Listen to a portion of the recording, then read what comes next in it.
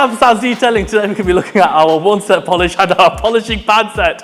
This is like the ultimate combo to correct your paintwork at home yourself without any hiccups. So let me show you how to use this product, why it's so good, why you need it, why it will correct your paintwork so easily, why it's epic, why I love it, why we launched it, and let's do a demo of it and how easy it is to use.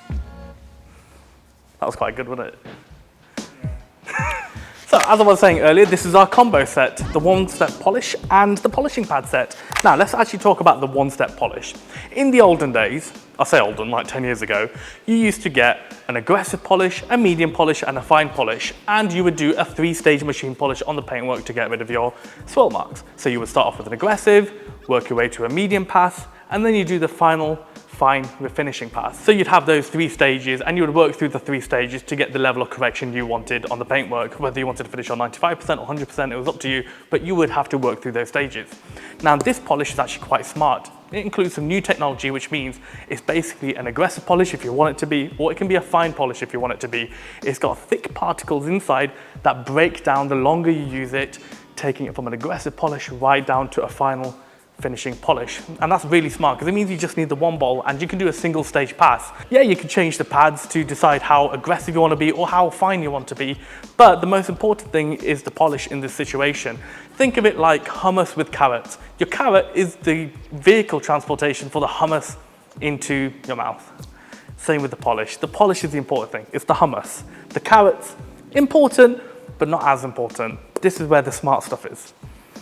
So this is the polishing pad set. Now, it's still important to have high quality pads, but the polish is still the important thing. That's the smart part. The pads is like the delivery method of the hummus. So inside the box, you get an aggressive pad, a medium pad, and a finishing pad. And of course, they're all designed to be used with the one-step polish. So if you want to do like aggressive correction, you'd use the one-step polish with an aggressive pad. If you want to do some light correction or some finishing work, you can use the medium pad or the finishing pad, again with that same one-step polish. You do not have to do a 3-stage machine polish. You do not need 3 compounds. That smart little tookie will do all of it in one go. Right, so let me show you actually how to use it.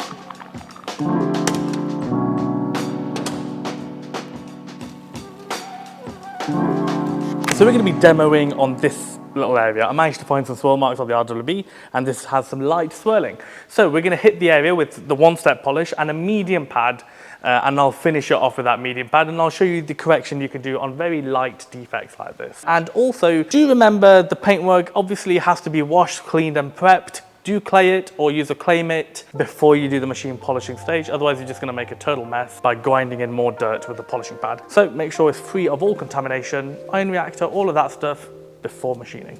What we'll do is we'll put a tape across here so we can have a nice 50-50. I'm going to run tape along the edges because the paint's going to be a bit thin and I'm super paranoid about burn through on this lacquer. So I'm just going to tape that and tape that so I don't have the machine polisher going near the edge where the paint is usually quite a bit thinner.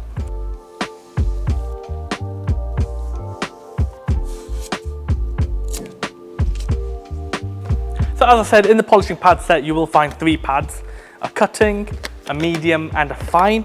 We followed the traditional color coding in detailing. So typically white is a cutting, red is your medium, and black is your finishing. Some of the brands do mix it up a bit, so always best to double check on the back or on the pad if it's a cutting or a finishing pad. But generally you'll find that is the system most detailing companies use. So as I said, we're going to be using the red, the medium pad. And let's just see what our correction looks like. You got to make sure you get the pad nicely centered so it's not going all over the place. So I'm happy with that. So we're going to be using a dual action flex polisher. Dual action is the safest polisher you can use as a beginner, newbie, or as a DIY enthusiast. It'll take about 4 to 5 minutes of constant pressure to burn through lacquer with a dual action. Whereas with the rotary, it'll take about a minute. And a dual action is a lot more forgiving and works very nicely with the one-step polish. So I always recommend dual action polishers. So I generally advise people to work on sections of 40 centimeters by about 40 centimeters and use 4 pea-sized drops for that section. Start off on speed 1, build it up to speed 6, and make sure you refine the polish right down. Do not polish for about 10 seconds and then wipe it because you're eager to see the results. You need to work the polish in, break it down until it starts to go clear, like an oily film, and then it's ready to buff off. The classic mistake I see people doing is not working in the polish long enough. So on that little section, I'm just going to put down 3 dots because it's not a very big section, and let's get some decent correction going. Oh, don't forget to shake. And then after shaking, when you're about to open the top, make it away from you. Otherwise it sometimes squirts. 1, 2, and 3. That's enough for that little section. So on all dual action machine polishes, you have a little speed rating. Number 1 is the slowest speed, number 6 is the highest speed. You want to start off on 1, spread out the polish, and then build up your speed to 3, and then up to 6 for your finishing. So let's spread out the polish on this section. I like to dab the area and then work it on number 1.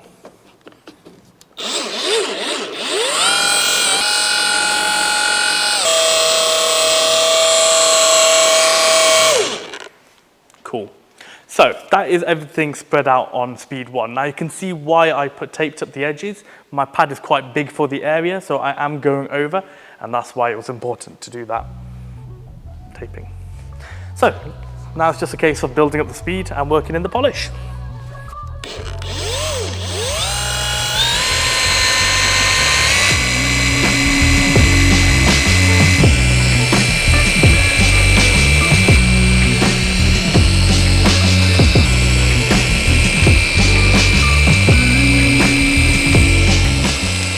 So as you can see here, you'll be able to see that it's a little bit reflective now, and that polish has turned a bit clear and a bit oily. So it looks like there's nothing there, and that's when you know the polish has broken down enough to be buffed off. Any longer and you're going to start burning it up. But yeah, you got to work in the polish right up until it starts to get a little bit reflective. I released these finishing microfibers specifically for removing waxes and polishes because they're such short fibers. When you remove the polish and excess polish, it doesn't clog it up like an edgeless would get clogged up. So short fibers is actually really good for removing polish.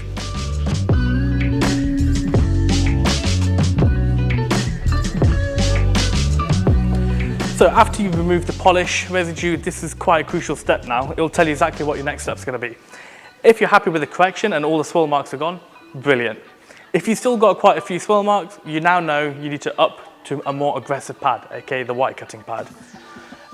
That's it really. I don't know where else I was going to go with that. If you got swirl marks, you've got to be more aggressive. If you got a medium amount of swirl marks, then you could do just 2 passes on a medium like I've just done. So I could go back and do another round of polishing, and if that clears up, then you're good. But if that still doesn't clear up, then you go to more aggressive. What you want to be doing is doing the least attacking way of getting rid of the swirl marks. Try to avoid using an aggressive pad unless you have to. So let's remove the tape and let me show you this very light 50-50 we've just done. Now I'm going to have to get a light on this so you can actually see properly, because the swirling is very light.